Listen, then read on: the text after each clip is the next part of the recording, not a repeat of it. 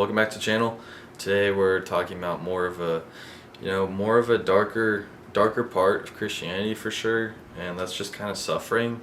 Jesus teaches that things are gonna happen. Like, life's not gonna be perfect, but that's okay. So, you hear a lot of people say, if God's real, why does this happen? Why does He let this happen? Whatever. And so I'm gonna try and answer that today.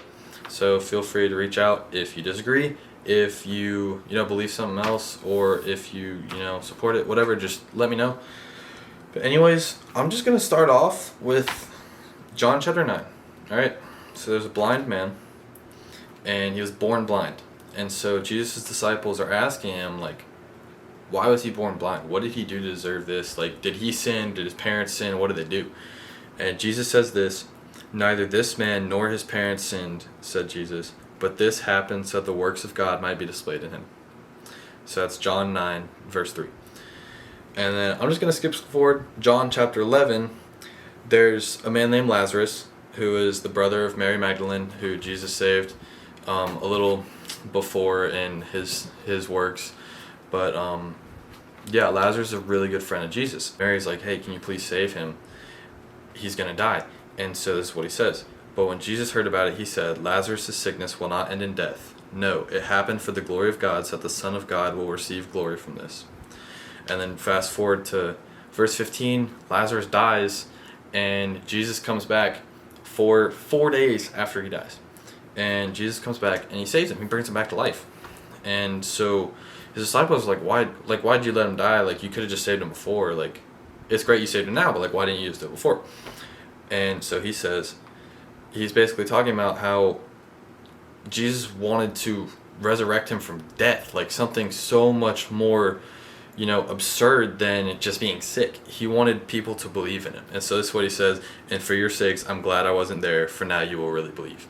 So basically what Jesus is saying is, he could have saved him earlier, or he could have prevented it all from happening. But he kind of let it play out, waited a little bit, and then saved him so that other people would believe.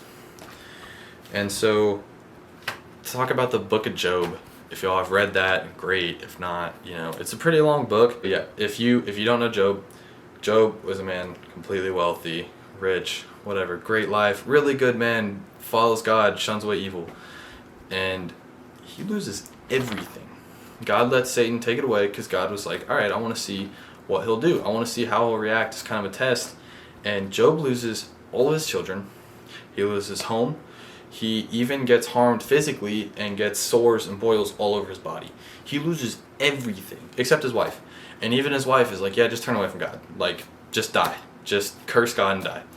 And he's like, no. Like, that's foolish. He says, no, foolish woman. Like, what are you talking about? He's like, no. And so, fast forward, God kind of explains it. And it's like kind of all these three stories, summed up together. But God lets things play out. He lets things happen so that you can, you have your testimony, right? I think there are three parts. So there's the pain, the suffering, probably loss, all that kind of stuff. But you're going to go through it in your life too. I go through it in mine. And it's easy to question, God, why do you do this to me? That's what Job said too. God, why? Like, why, right? It's easy to say why. But, Jesus' disciples did it, we'll do it. But it's easy to say why. But God will save you. He will help you. But I think part 3, the most important part, is testimony. Job lost everything. And then God gave it all back. God gave all of it back. And now that is a story that people look back on. Anybody that reads the Bible can look back on it. He can help so many people through it. And that's the same thing with Lazarus. Jesus wanted people to believe. He wanted people to understand what he can do with his works, like what he can do with his absolutely amazing things, with his absolutely amazing power, and get people to believe. And even the same with the blind man. It was like for the mighty of God, so people can see the might of God in the works of Jesus.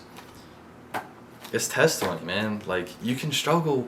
Things are gonna happen, man. Things are gonna happen. You're gonna lose people. You're gonna lose money. You're gonna go through hard times in baseball. Like, I play baseball, but you're going to go through hard times in your sport and band, school, whatever it is. You're going to go through hard times, and that's so you can have faith, God might be testing you, but so you can have faith and so you can keep that testimony and you can share it with other people and help them out.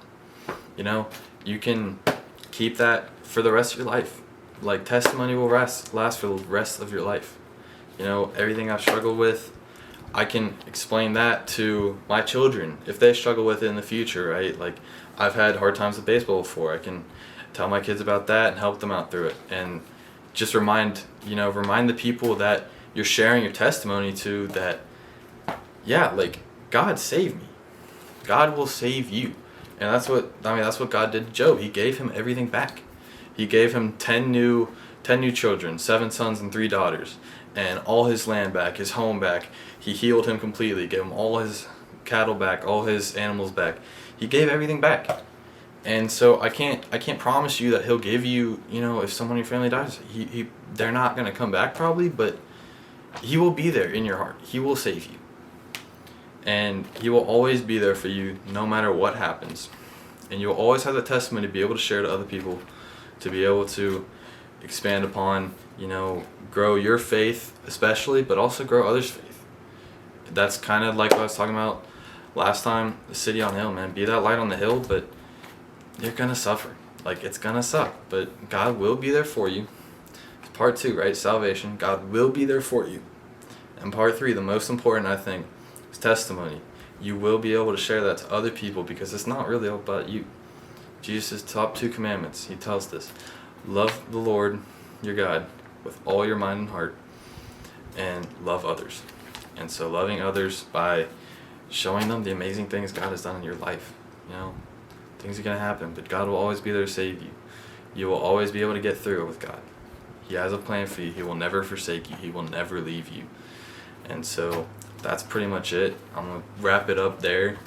But yeah, just let me know if there's anything you want me to expand on. But, thank you guys for watching. Let me know if you have any feedback, any suggestions. But I really appreciate it. Thank you for watching. And yeah, I'll see you all next time.